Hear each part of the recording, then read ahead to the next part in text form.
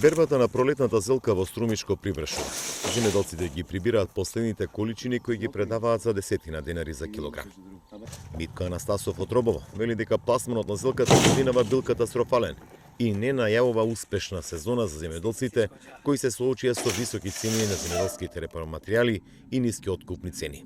Тој не знае дали воопшто да инвестира во нова реколта. И сега се мислам дали да го вадам, дали да дојдам да го инстанирам. Веќе човеци работат, га ништо не ќе да вада, зашо да дава пари по неа. Ја и ѓубре вештачко. А на таа зелка јас треба да и турам ѓубре сега. А за ваа година како што ода сега не очекувам ништо.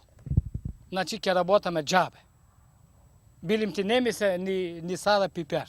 А го садам треба да го работам, после ќе го земат за џабе. И он ќе 10 динара сигурно.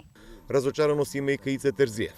Тој ги спремаше површините со зелка да ги наводнува со мотори кои работат на гориво. Има околу 2 хектари засадено со зеленчук. Вели дека ништо не останува за семејството и покрај големиот труд и големите трошоци, а треба да се сади црвена пиперка. Сега треба да садиме пипер, тракторото бучат, работат, нафта скапа, ушто ќе покриеме трошко. Ѓубре сака да тураме, а сака треба да садиме. Мочој ќе живееме, не знам мочој ќе живееме. И кад ќе обстане едно кило бензине 100 динара веќе.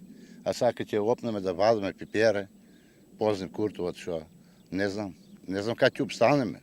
Не може да обстанеме, нема да тураме ѓубрина, нема да тураме што ќе се роди това.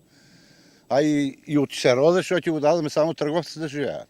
Земјоделците од Струмичко за лошиот пласман и ниските откупни цени реагираа и со протести во Струмица.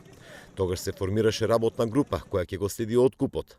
Се разговараше земјоделците да добијат по 5 денари за килограм предадена зелка од интервентниот фонд, од што засега нема ништо. Привршува бербата на зелката во Струмичко. Во овие пластеници земјоделците веднаш ќе ги отпочнат активностите за одгледување на црвени пиперки. Но постои страф и неизвестност по која цена ќе ги продаваат, имајќи во предвид зголемените цени на земјоделските репроматеријали, но и се повисоките цени на нафтените деривати.